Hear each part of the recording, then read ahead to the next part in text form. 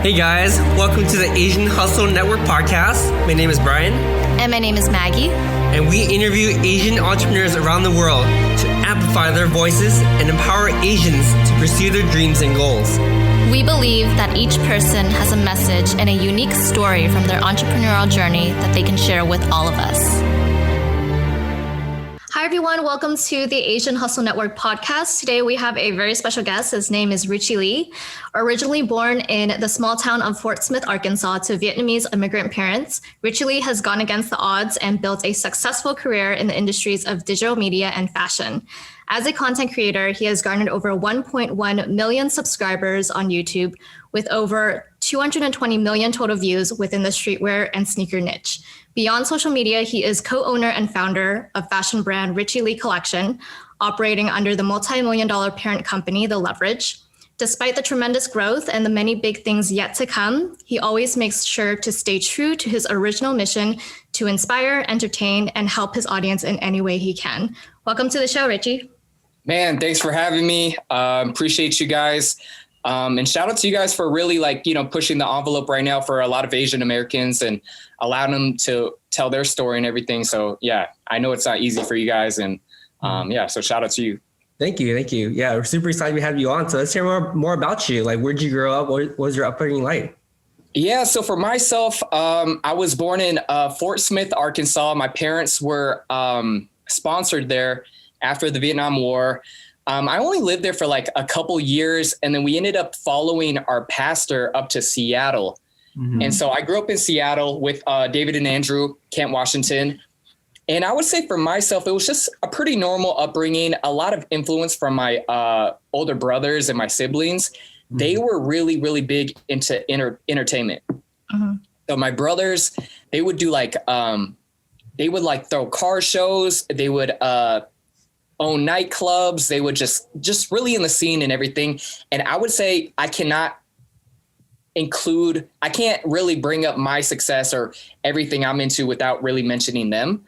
I was huge into sports. I was always that kid, always trying to find the Asian guy on a basketball team, or oh, he's mixed with Asian, let me root for him and everything. So yeah, that was really big for me. I just have a ton of influences. Like when I think about it right now, I'm like, dang, so many people come to mind. But yeah, a huge one are my brothers. That's awesome. Awesome. And what was your relationship like with your parents? Like, did they have a kind of strict set of rules for you? Like, did they have this idea of what you were going to be when you grew up, or were they kind of laid back? Yeah. So for myself, I'm actually the youngest of 6. So my siblings went through it all. I have my brothers, some of troublemakers, so for myself, it was really my siblings almost raised me. So I think that's why I have the cultural aspect from my parents, but more so that American upbringing for my siblings, because they were the ones that taught me about basketball and enrolled me in sports and everything. Mm-hmm. So as far as any expectations, they were done raising kids, they were tired. So I was really blessed with the opportunity to really follow, I would say, whatever I wanted to at a young age. Everybody was really cool with supporting me if I wanted to try to rap or do talent shows. When I know this is not always the case in a lot of Asian American households. So yeah, I was really lucky in that aspect. That's awesome. I'm kind of curious too. How'd you find your way to fashion? And yeah, so fashion's my brothers used to really put me on to clothing. I remember even them having their girlfriends come pick me up and go shopping at Nordstrom. I don't so it's always been something I always really cared about. One person I would say that really influenced me when I was super young was Jonas of LRG. Mm-hmm. And like I said earlier, it was really hard to find Asian representation when I was young. In fields that I really like: basketball, music, fashion. And so when I saw him, he's Vietnamese. He was adopted. He had a story. He's out of the OC. He founded one of at the time, the biggest brands. I'm sure you guys know of LRG. Yep. Mm-hmm. And to see someone that was co-signed by the likes of Diddy, Kanye, Jay-Z, that meant everything to me. I always big up Jonas. in everything I do. So yeah, I would say he was a huge influence when it came to fashion. Obviously, like being into basketball, sports, and like clothing, I say are pretty they're pretty parallel with each other. David and Andrew, I would say David had a big influence on like sneakers. Mm-hmm. He always put me onto this forum called Nike Talk when I was super young, and we would browse it, learn about sneakers. He would tell me like the ins and outs of like the sneaker industry. So I owe a lot to David as far as like sneakers go. I used to go to his house, open up a closet, and literally just look at his sneakers that were really, really hard to find. Specifically the 2000 Jordan 11 Concords. Mm-hmm. I would just go over there and just sit there and looking at them like, damn, these are crazy. And he's actually the one that found me one of my first pair of Jordans. Wow. Online. I remember like $135. They were like kid sizes. He's like, I could get it. Like back then it was really hard to get sneakers in store. You had to like order them and send a money order out. And so, yeah, he helped me out with that. But yeah. Is that also the inspiration behind the number 23 and all your usernames? Yeah, exactly. 23, Michael Jordan, like basketball and everything. So yeah, for sure. Also see the Michael Jordan behind you too. Yep. You see right here. There we go. That's awesome. Well, yeah, that's amazing. And rest in peace to Jonas as well. We hear a lot about him, and he's been such an inspiration to a lot of people in streetwear. Can you talk about your, growing up in Kent and how that shaped your Asian identity? Mm-hmm. Yeah, I would say definitely growing up in Kent, there's not a lot of Asians. In the Asians that you do like, go to school with, everybody kind of gravitates towards each other.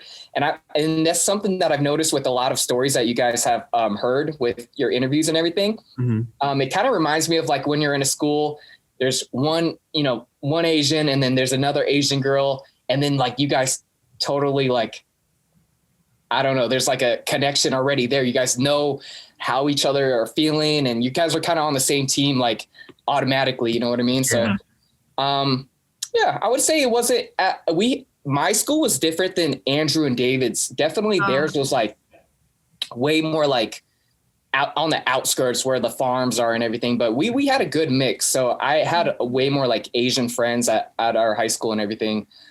So yeah, it was enough to feel like, you want to rep and you want to be yourself, but you don't feel like such an outsider where you're like, you feel secluded from everybody. I felt very involved in everything still. So I know Andrew always talks about his experience going to Kentwood versus Kent Ridge. And he's like, damn, I sometimes wish I would have went to Kent Ridge to get that experience where there's more Asians. Cause yeah, we didn't really see it as like such a divide. You know what I mean? Yeah. Like everybody was pretty cool with each other. Pretty awesome. Yeah, that's awesome. I kind of want to dive deeper into your YouTube career. Like we heard a lot about how you started on YouTube, and was very grassroots. So you started slow, but you accelerated super quickly over the recent years. I want to hear about that journey. All right. So, I had graduated from UW. I was working for a water company, a local water company called Talking Rain. I was doing marketing. Mm-hmm. And when I say marketing, literally like setting up a table at events and handing out water. It wasn't nothing fancy. Oh, wow. Like that. It was real like ground level. And David and Andrew had already moved down to LA at the time, and they were doing it for like, I want to say a year and a half. I think a year and a half. They had gained some traction and everything. And I saw what they were doing. They had really cool music videos and going on and everything. And I was like, man, that looks really fun. And we had always kind of like performed together growing up. So it wasn't like randomly I wanted to do music or anything like that. And so they were doing their thing. And I remember like, oh man, can I remember like DMing Andrew, and I was like, man, that looks really dope. And he's like, come check it out. We got a big music video coming up, which was Boba Life 2.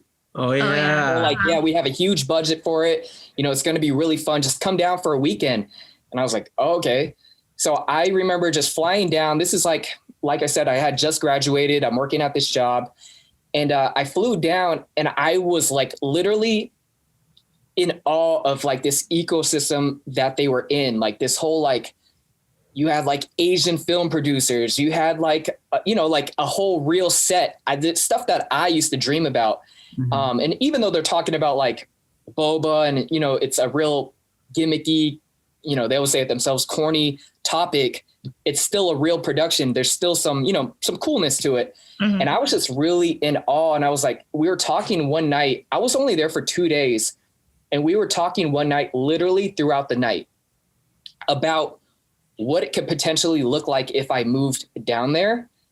And yeah, they really just kind of sold me. They're like, hey man, this is not going to be easy. I remember clearly David said, oh, I could give you the tools, but I can't build this house for you. I'm just going to, like, if you move here, man, I'm gonna just, you know, tell you what to do, but all the work has to come from yourself. And I remember that really stuck with me.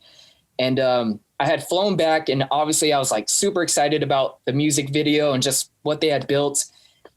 I talked to them, and I think I literally moved down to LA maybe like 3 weeks later. Wow. I quit my job, you know, told the family I'm leaving, I'm out of here. Had a go away party. I sold my car. And I went down there, I think with like $14,000. And just stayed on an air mattress trying to save my money, and just started the whole career, which is kind of different than a lot of people that you guys interviewed. Whereas like, I think a lot of people, when they started YouTube, they started off with like a video, just, you know, maybe going viral, not on purpose. They were doing it for fun. Yeah. But I kind of went into it like differently, where like I have money behind me. I need to make this money. I'm like chasing a dream. I need to be more strategic about it. So I think my approach was a lot different than a lot of other YouTubers, actually. But I really like that approach too, because that's how we feel about Asian Hustle Network. You know, we kind of our jobs, and we're just trying to make things work now. Exactly. And the thing I like about that is you would do things you would never do because you have to do it. Yeah. It puts a little bit more pressure on it when you rely on it for your income and everything. And I noticed, like, helping a lot of YouTubers out and what they're doing, some people are built for it and some people aren't, right? So you have the ones that are pursuing their passion, and then you have ones that are pursuing their passion with knowing that they got to make something out of it. And a lot of people just can't handle that. And I'm not going to lie, it changes your whole approach to doing art, especially. A lot of people are like, nah, I'm not trying to do a song about pho, you know, that's corny. But I'm like, hey, are you trying to live off this, or are you just trying to chase a passion? You know what I mean? So it's not for everybody, but at the end of the day, glad it worked out. What was it like for you when you throughout your journey? At any point where you're like, man, like, I don't know if this is going to work out. I just want to quit. And how'd you overcome that? Yeah. So I'm very curious, you know, like David and Andrew put you on to LA, you moved like in the quickness. And what was that transition like? Like, were you scared at all? And like, you said you only had like $14,000. How long did that last you? Yeah. So I was telling my guy, Gabe right here, who does production and everything. I was telling him, I was so scared on the plane. Have you ever literally like been so scared you can't even close your eyes? So I remember I was trying to doze off on the plane, one-way ticket down, and just thinking about what I'm doing right now, moving down and like chasing such a crazy dream. I was so scared that I like did when you wake up from a dream, you're like, whoa, that's what happened on the plane. I was like, oh my God, this is crazy. And, you know, like, obviously my mom didn't approve of this. And I was like, whoa, that's how scared I was going down to LA. And as far as to go back to your question, did I ever feel like I wasn't going to make it? I mean, there was a lot of moments. David and Andrew will tell you, we got in, you know, as friends, got in a lot of crazy arguments, and, you know, our friendship was on the line because there's so much at stake, right? There's money involved. There's, you know, your living space involved. They're trying to chase a crazy dream as well. They hadn't like fully made it. So it was just a crazy time to think about, but we all stuck it out. And I think one thing that really, I would really chalk up our success to is really not like accepting each other's bullshit, if that makes sense. Like, we really called each other out where we could like improve. Yo, you're not waking up on time. Yo, you're kind of lazy here. Yo, you're never showing up to the meetings on time. Like, really, really calling each other out on that. More so David calling us out. And it just really worked out. Well, I like that accountability group, and it goes a long way too. You know, lucky Maggie and I are dating, but we're pretty mean to each other when it comes to work. Like, hey, you're not waking up early enough. You're not doing this early enough. But you need people like that, you know? Yeah, and you need to be super real about it, especially if like I said, things are at stake, and you know, some people don't really like that approach. Some people do. Yeah. What's really good is that you had people to turn to, like David and Andrew, when you moved to LA. But at the same time, they told you, like, I would give you the tools, but not show you how to build the house. And so that kind of challenged you too. And you kind of like depend on yourself to really show you the ropes. Yeah, I don't know how you did it, bro. Because if it was me, I probably wouldn't be sleeping for the next 6 months. I'm like, oh crap. What did I get myself into? No, it was a huge learning curve. I look at that moment in my life as like, I just learned so much. I like learned how to build this like work ethic, and I saw from them like what it means to like really stay up long nights. They taught me a ton. Like when I think of YouTube, I really owe them a lot as far as building the foundation of like what I just know how to do now. Yeah. So when you moved to LA and you were starting to do YouTube, did you take on any other part-time jobs as well? And when did you make that jump, if you did? Yeah. So there was a moment where I had ran out of money. I was so I didn't even have a car. So David had a car and I was borrowing it from him. It was like a 97 white Civic. And I was borrowing it from him. And one time when we moved to a different apartment, it got stolen out of like a parking lot. Wow. And I remember that I was like, I feel so like helpless at this moment. It got stolen from a parking lot. And I was like, David, are you going to buy another car? You know, what's the transportation going to be like? He's like, nah, like we don't have it like that right now. So you're just going to have to like, fuck. And I don't even have money. And I wasn't making money off YouTube. For sure wasn't making money off YouTube at this point. I applied literally to Arby's, shout out to Arby's, GameStop, Verizon, local, like walking distance from our apartment. What else? I think it was those three, and a sneaker store. Wait, quick question. Did those brands sponsor any of your videos in the future? Verizon, new. Arby's, new. GameStop, no. But yeah, no, I'm not messing with those brands. No, actually, no, not saying that. Yeah, so I applied to them, and then none of them got back to me. I remember like even going up to Seattle and visiting my family. I was like, hey, maybe could I borrow like $3,000 to buy a car? And you know, some of them were like considering it, but they were like, you can't even get down to LA with a $3,000 car. Like that's not like, it's not going to last. Yeah. Like, what do I do right now? Because I need a job. Because if you have a car, it opens up the market to so many jobs. Wait, how old are you at this time? 23 or 24? Yeah, exactly. Okay. Gotcha. And then my mom had said, hey, we have a family friend. He's pretty high up at Toyota. Let me call him. His name is Lynn. He worked at Toyota of Downey. Nice. Yeah. And I'll just be 100% frank. My credit was so effed up. You wouldn't like, they couldn't even let me borrow a cent. Like it was crazy. Right. I was like, and she's like, maybe you could lease a car. I was like, nah, they check your credit. I just maxed out all my stuff, like to try to survive down in LA. So my credit's so crazy right now. We called him.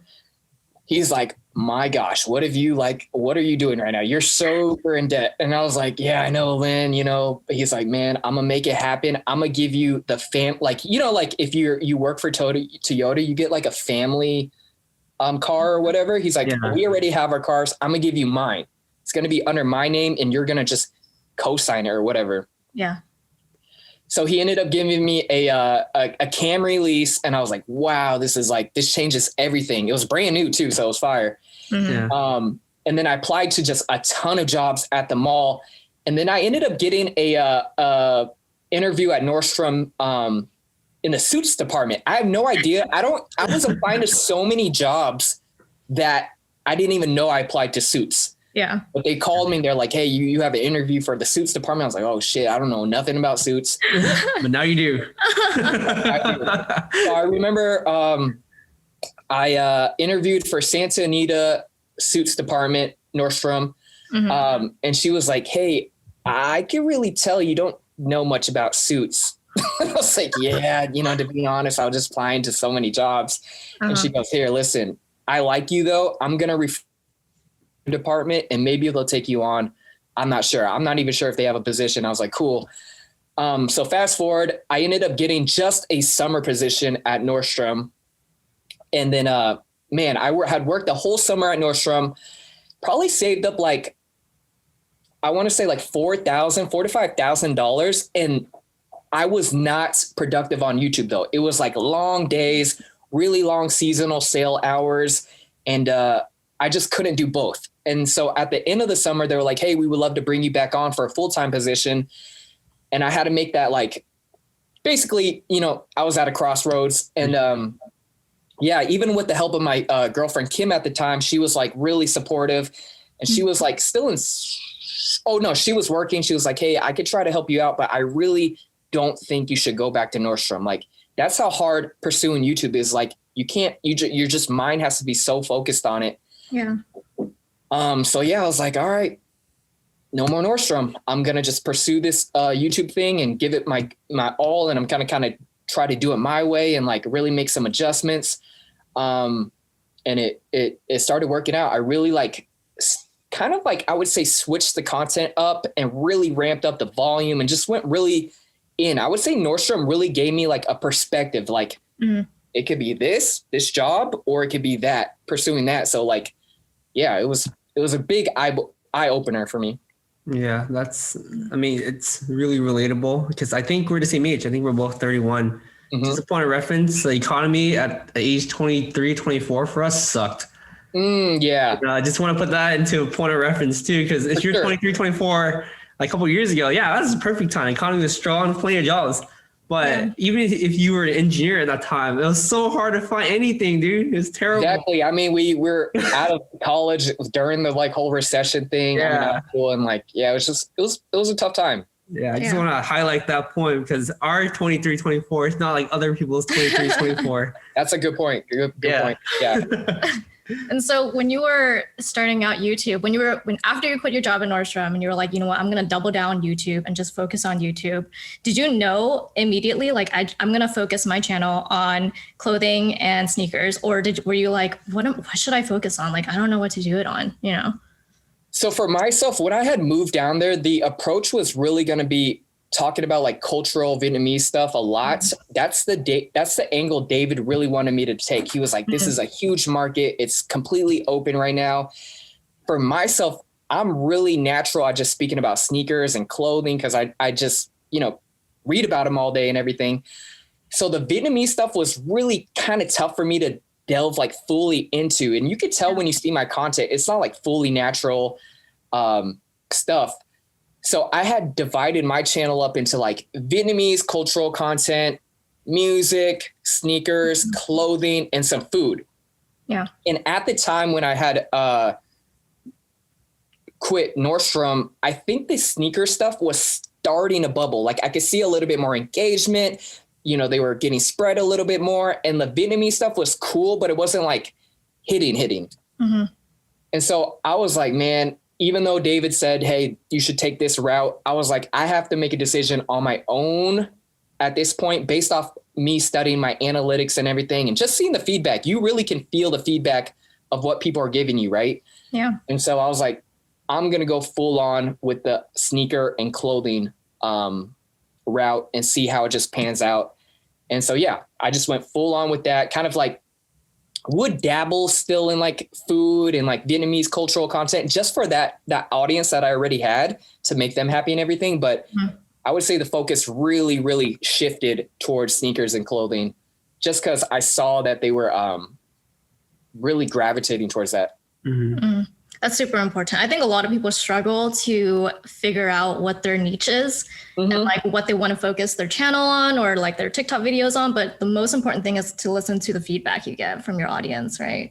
Yeah, like it's kind of cool. Like sometimes you don't get to pick what people want from you. Like sometimes the people choose for you. And I would say in this case, I clearly saw that they were like wanting that content from me. Yeah. So yeah. And content creation is a lot more difficult than people think it is. You always wake up one day and be like, oh crap, I need to post a video this week. I don't know what to post. So how do you overcome that creative block? And how do you like brainstorm for different ideas? I really just study like a lot of what people are doing. I have a lot of friends involved, like Johnny, Tan. We always like talk to each other about like what's going on right now. Mm-hmm. A lot of brainstorming. What I'll do is like really look at my channel and kind of like gauge what the temperature has been like. Oh, I hit him with a lot of vlogs a couple weeks ago. Now let's hit him with some like more on-set stuff. Or I've done too many group things. So let me hit him with something that's just solo now. Like I really pride the channel on really like giving them that versatility. Right. Because at the end of the day, for me personally, I never really like the channels that you just see someone sitting in the room talking for 20 minutes every single day. Yeah. Yeah. I want to be a real channel. Like the definition of a channel, you know, on YouTube, on TV is like a bunch of different shows, a bunch of different looks, a bunch of different people. So that's what I try to really go after. But yeah, I know everybody's different. Some people like just talking in front of a camera. I actually don't like that. Like I'm really unnatural in front of the camera shy, don't have like the right vibe. So I really like giving them just so many different looks and like bouncing off of friends and everything. So yeah. Yeah, that's good to know. And just to go back to your previous story as well, you know, you're working Nordstrom, you're about to make a full jump into your YouTube career. At what point did things start to feel real? And you're like, wow, this is starting to happen. Like, I can sustain myself now. What was that feeling like? And what point was that? There was a lot of little moments. I would say like one of them is like you're obvious where someone wants to take a photo with you or, you know, being with your family in the middle of like nowhere on the beach. And then like some kids come up to you. Like that was definitely like, oh shoot, this is, you know, pretty real, but photos don't equal money, you know, so I'm still broke. You can charge them. I'm just kidding. $5. I charge them on the spot for sure. I mean, my realest moment, I had moved back to Seattle after 2.5 years of being in LA. I still had thought I hadn't made it. I moved into my brother's basement. Like, I was like, oh man, I'm still not making that much money. I moved into my brother's basement. And then every single morning before his son, my nephew, would go to school, he would literally come up because the basement doesn't have a door and you have to go to the garage. To go to the garage, you have to pass the basement. He would always come up to me and start messing with me like, Uncle Richie, wake up. Like I'm talking like 6 a.m. And I was like, this is insane. I can't be in this. Like, you know, it's just a crazy environment to be in the basement right now. And so I really reflected on the financials that I had. I was like, if I like really make it work, I could go get an apartment right now. So I had got in the apartment and then things started kind of falling into place. If you guys know Tim Sheba. Yeah, so he had worked with the Fung Bros while I was in LA. He was working with them even when I had moved back to Seattle. And he was like, hey, I'm looking for a different change of pace. Would you potentially hire me if I moved to Seattle? And I was like, oh, this is a perfect opportunity because one, I need to ramp up the volume on the channel. And two, I just moved into the apartment. So obviously I need more income, and more volume on your channel and everything means more income. I was like, yo, we already built the chemistry of working together. He had filmed for me when I was in LA. So I was like, if you move to Seattle, we live in a studio right now. It wasn't even like a one bedder. It was a studio. I was like, you could move into the studio and we're just literally going to make this our entire life. YouTube is everything at this point. If you move here, you know what I mean? And he's like, yo, I'm all for it. So we were talking on the phone and doing a lot of like Skype meetings for like weeks to prep for him coming. Cause at that point I'm responsible for his whole income and his whole structure of his life. Cause he's going to be moving with me into a whole new city and everything. Yeah. So he really like changed a lot. I owe a lot to Tim. We really like a lot of long nights, a lot of like, just, I'm saying YouTube was life. Yeah. It was crazy. Yeah. I really appreciate that hustle. Yeah. You know, like a lot of people see you now, like, oh, Richie's just overnight success. Like he just got lucky on YouTube. But we hear from other people that talk about you. We know about this journey, but hearing from you, it's like, wow, like, I don't even know if I can make it through something like that. I'll probably be like, I give up. But you're so greedy, bro. It's not as bad as it sounds. It's not as bad as it sounds. It was fun. It was fun. And I think one thing that I want to say too is like, and I try to remind myself of like just the other day, I was looking at my phone and I saw this photo and it was a note I had written to myself when I was in LA. And it was remember why you moved, enjoy the journey. So right now I try to like really reflect on like time, like I'm big on like accomplishing goals and then just moving on to the next. But I think at some point you really got to like accomplish your goals and just reflect. Right. Right. I think it's just so natural of me to just move on and not really think about what's going on. And so like, it's dope to do this podcast right now because you're like, oh man, that must've been so hard. But when you're going through it, you don't really think about it. You just, you're hitting your goal and you're moving on to the next one. Yeah. But yeah, that's something that I'm trying to do better at. It's just like kind of reflecting and like, maybe giving myself a pat on the back, like, all right, you reached this, man. This is what happened. Really reflecting, I would say. Yeah. And enjoying the ride. I love that. Yeah. We're reflecting right now during this podcast. So yeah. reflecting on all the things that you've accomplished. I kind of forgot this whole story. So it's cool to kind of like get through it. It's good hearing about this too, because you don't do a lot of podcast interviews. So we never really get to hear the story until now. Yeah. So Brian and I were trying to like look up interviews of you, but we could barely find any that were interviewing you. We like white page you and everything too. We couldn't find anything. We found a lot where you were interviewing other people. So that's how we knew like you seem super humble. Like you seem like the type of person who just uplifts everyone around you. So that's just really incredible. And I try to keep it like, I don't know, like the spotlight. Like I said, it's not supernatural for me to just have the spotlight on me. I don't even like birthday parties or anything like that. So yeah, but I did make it a goal of mine to kind of branch out and like open up a little bit more and tell my story. So yeah, here we are. Out of curiosity too, let's talk about the Richie Lee collection. Yeah. We read a lot about Richie Lee collection and how fast it sells out. Dude, that success, dude. Let's talk about that. Yeah, so the Richie Lee collection's crazy. It kind of started off like recommending. So it started off when I was recommending a sweatshirt from Urban Outfitters to my viewers on a channel. And I remember that day I was like, oh, I still need to get my own. Like I wanted it in a different size or color or something.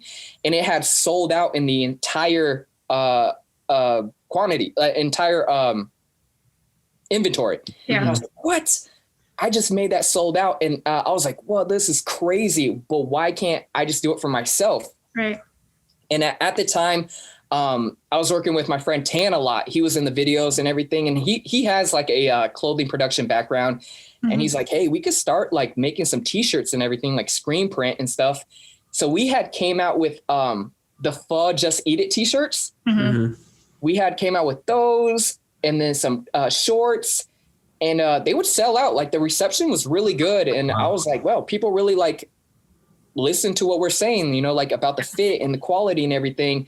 But to go from screen printing to actual cut and sew is a whole nother story. A lot of people do screen printing, but to actually make like garments that are like cut to your liking and everything, that's, you got to deal with factories and everything. So we had taken a little bit of a break, but we knew eventually we wanted to turn it into something.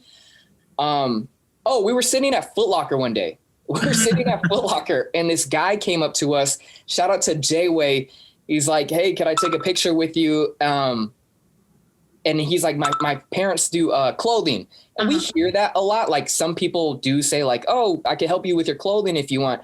But we went to his Instagram, I think, and we're like, yo, his stuff actually looks really good. Yeah. And he had a relationship with the factory in China and everything. So with him, we built out our first collection. And I'm not going to lie, our first collection, we were really trying to copy at the time, a really popular brand, Fear of God. So we built out a small collection. I think it was like 5 to 6 pieces, cargos. I mean, not even cargos, like zipper pants, sweatshirts. And we both dropped some money on it, invested like, I think 10K or something like that. And we dropped it. And we sold out and we're like, oh my gosh, this is insane. It was 25K at the time, like 25 to 30K. And we're like, this is insane. We sold out of the clothing. So like at that point, me and him became like official partners in the clothing, and really just ramped it up every single season, kind of improved and like reflected, hey, we could do this better. We can make shipping better. We can make like so many, obviously there's a lot of opportunities to improve. We even flew to China for, visited the factories and everything. So that's how it kind of got started. The Richie Lee collection. Yeah. So you were just talking casually to your partner in Foot Locker, and this person just overheard you guys, and that's how he jumped into the conversation. Yeah. Wow, that's insane. No. He was a fan. He was a fan. Oh, he was a fan. Okay. Yeah. He didn't just overhear us. He was a fan. Okay. But he had told us about his factory connection.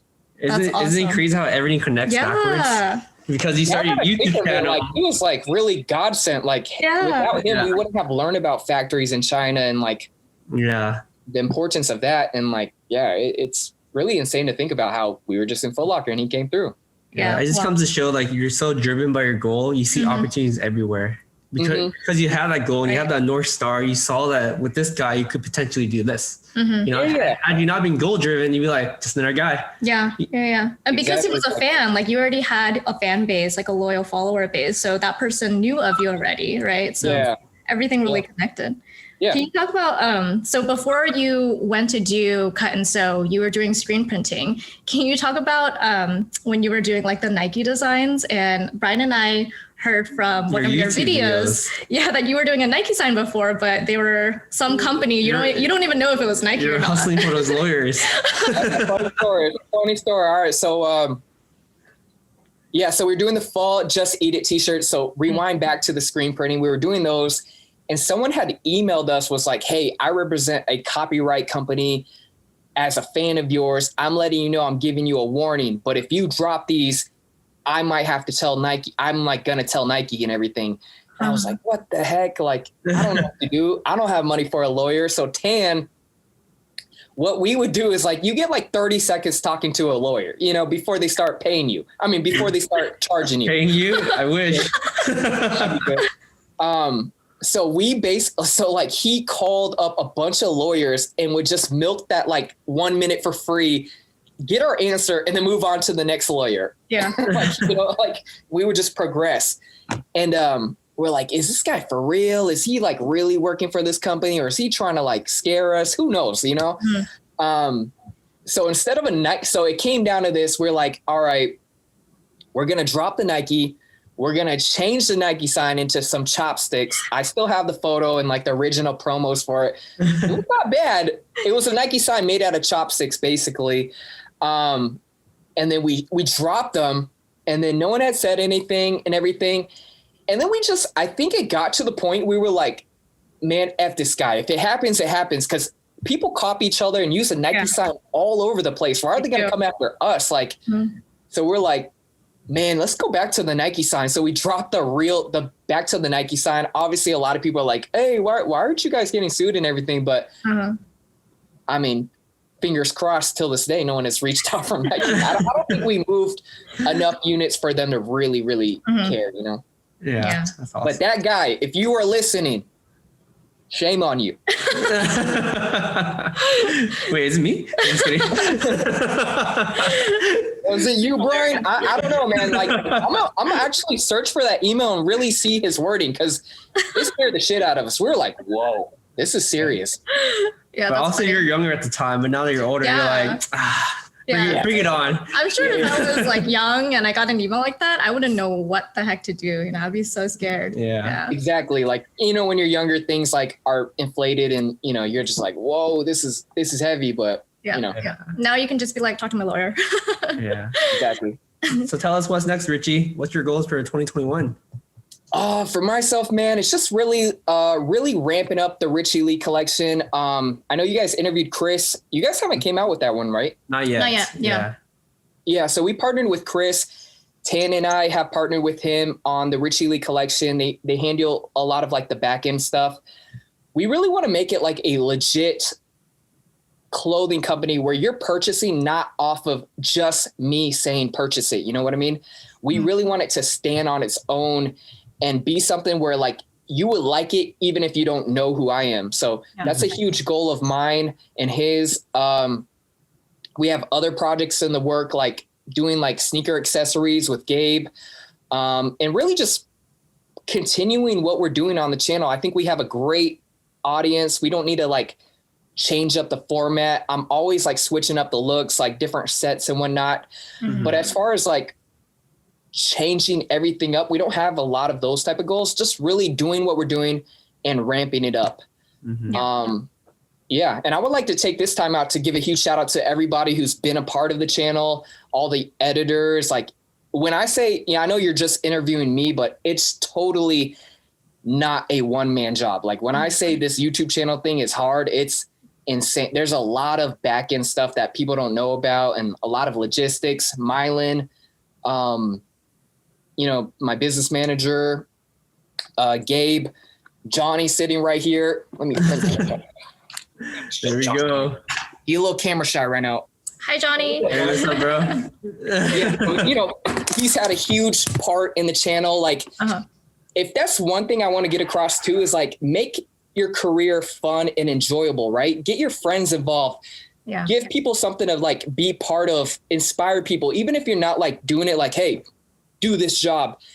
At least show them it's possible by your actions and whatnot. And having everybody involved just been really like, I would say a huge blessing and like just one of the most like rewarding parts of this whole journey where everybody could be involved in the channel. If you look at my channel, it's not, I would say rarely is it just me in a video. Yeah. So yeah, I'll get people involved and have fun with it, Definitely. Yeah, that's awesome. I love that. And while we're on that note, I am very curious, like, we know your products sell out in like 1 minute. We see like those comments all the time in your YouTube videos, like, dang, your products just sell out so fast. How were you able to build such like a close-knit community for your brand and like the loyal following for, yourself and, your brand pretty much? I think it's just the transparency that we've given them. From the get-go, we've told people, hey, we don't have like the professional backing of a real clothing company. We really documented the journey from the beginning, from our first clothing collection that had only like 5 to 6 pieces, even like showing them like footage of us talking with like freight, like shipping companies and everything, like really letting them know, hey, we're not only just like a polished product selling you stuff. You're on this journey with us. You know what we're thinking when we pick this type of zipper, what we're thinking when we pick this type of pocket, like, and I think they really appreciate that. I really like explain every single detail. And I think people really appreciate the transparency. I don't know. It's kind of hard. It's kind of crazy to really think about how engaged people are. But I if you made me guess, I would chalk it up to just how transparent we are, and they've grown with us basically. Yeah. That's awesome. Yeah, I love that. Yeah. So we have one last question for you, Richie. What's one advice that you can give to an aspiring entrepreneur? One advice I would have for an aspiring entrepreneur, I would say really, there's so many things, but accountability is huge. I mean, if you're an entrepreneur, I was just talking to Johnny about this. No one's going to tell you what to do. Like literally you are your own engine from every little aspect of your life. No one could tell you, hey, take this break right now. No one could even reflect and give you a pat on the back. That's like, like in jobs, they give you bonuses. They let you, hey, Johnson, good job on the project. You know what I mean? Like none of that happens when you're your own entrepreneur. So like really just know that you got to play a lot of roles. Yeah. You got to be like everything from like the logistics of how a video looks to like your content creation to even like paperwork to having your like legal stuff in line.